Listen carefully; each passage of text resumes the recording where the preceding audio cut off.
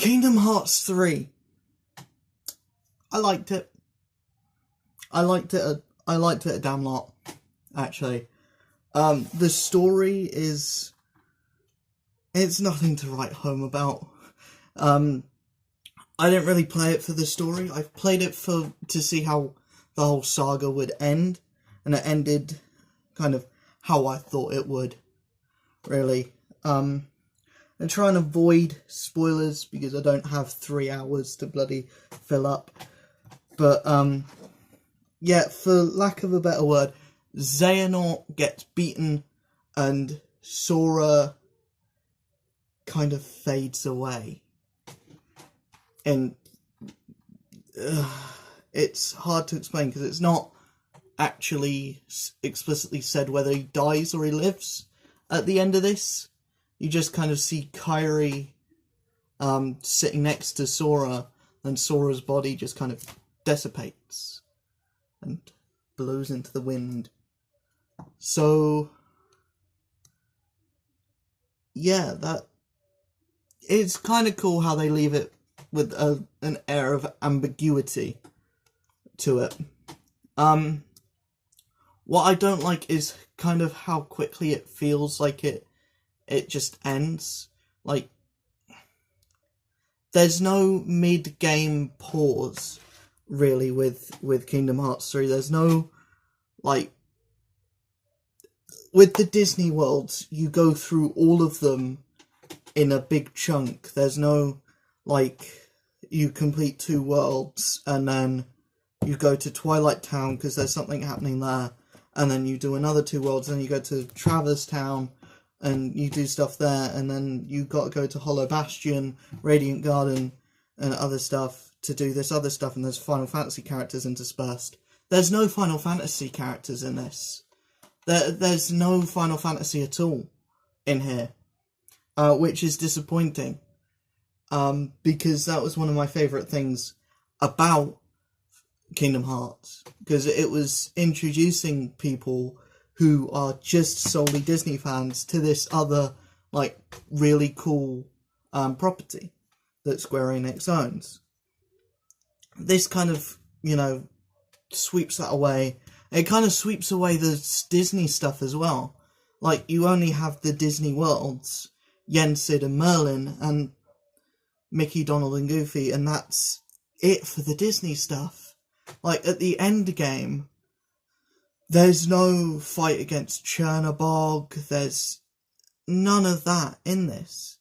It's just kind of, you go through the Disney worlds and then that's it, then the end game, the Keyblade Graveyard, and then you beat the game.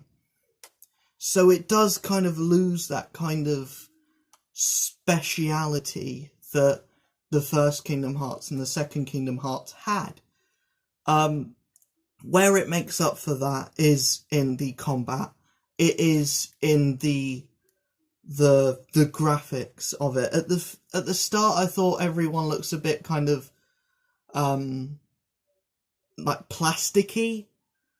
They all kind of look like toys, and I kind of got used to it later on. I thought that's just the art style that they're going for, but at the start of the game, it was very jarring to see that everything looked like the CGI cutscenes from Kingdom Hearts 2.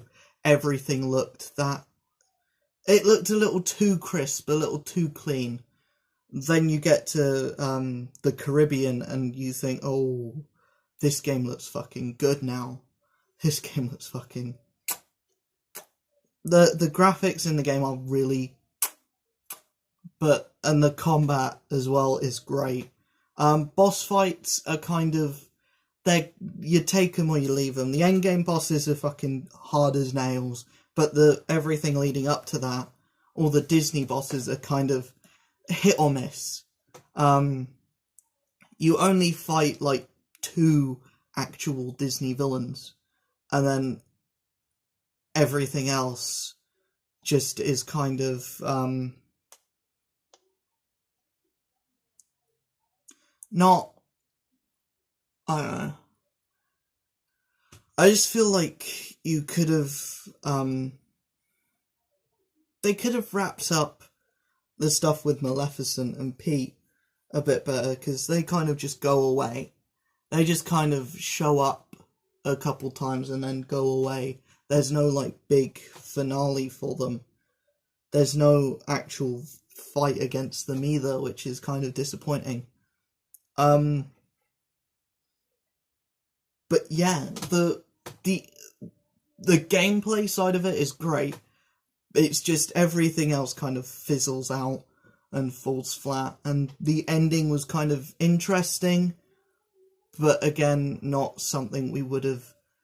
But again, something we thought and we knew was going to happen anyway. The lack of Final Fantasy in the game is... It shows, and it's severe, and it just makes the game feel like it goes by quicker than it does. The game's 30 hours long. I thought the game was going to be 50. It's 30 hours long. And it feels like 10. Every world is... The worlds are really bloody long, though. And you get into the Disney stuff, you get into the cool stuff really quickly. That's another thing that I kind of have a little niggle with as well. Keyblades now have Keyblade transformations. They can transform. There's less Keyblades because of that, but there's more options with each Keyblade.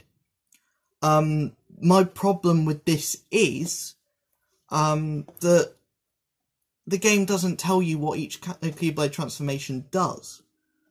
It will just kind of say, oh, you've got this Keyblade, it turns into twin yo-yos. But doesn't tell you what twin yo-yos actually is, or what it does. It will tell you that you have a certain move available. It won't tell you what to do with it. It won't tell you how to. Most of the time it's triangle. But yeah. That's kind of just a little kind of niggle. Of course the game is repetitive. But the amount of customization with the combat and the combat styles stops the game from feeling dry. Yeah, it's fun.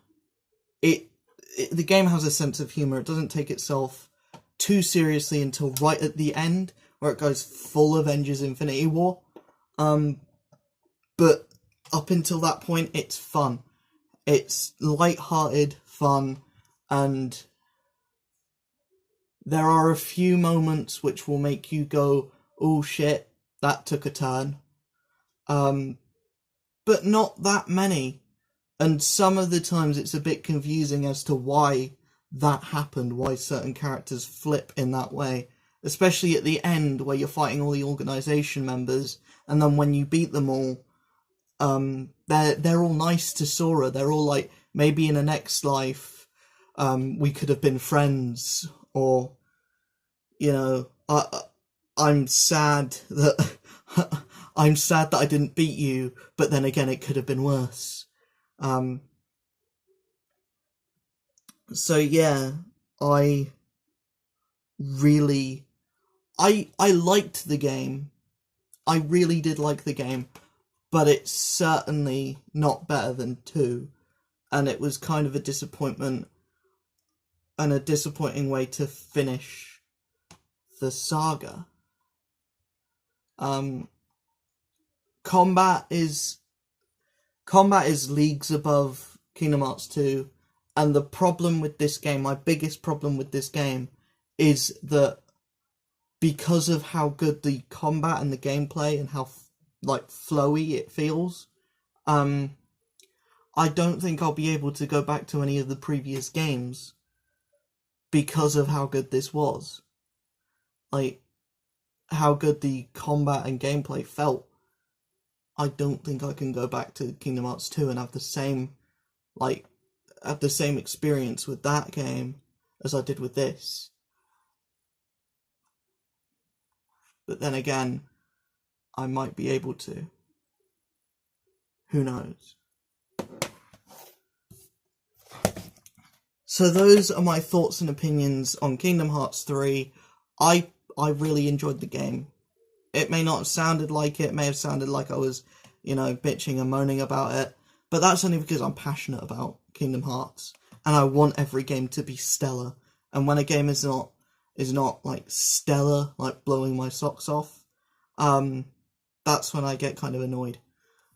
This game was blowing my socks off for a majority of it. It's just the end, it kind of became a bit of a slog, and it kind of became a bit mundane, especially with the two final bosses, because they are so bloody annoying. And I'm going to go after the secret boss, but I'm not going to go after the secret boss until I have the means to live stream it, because there's no point me doing it unless I can entertain a few people whilst I get my ass kicked. Those are my thoughts and opinions. Hope you enjoyed the video. If you did, smash that like button, hit subscribe if you haven't already, and I will see you guys in the next video. I will be live at 5 later on today, so your boys better be ready. Peace.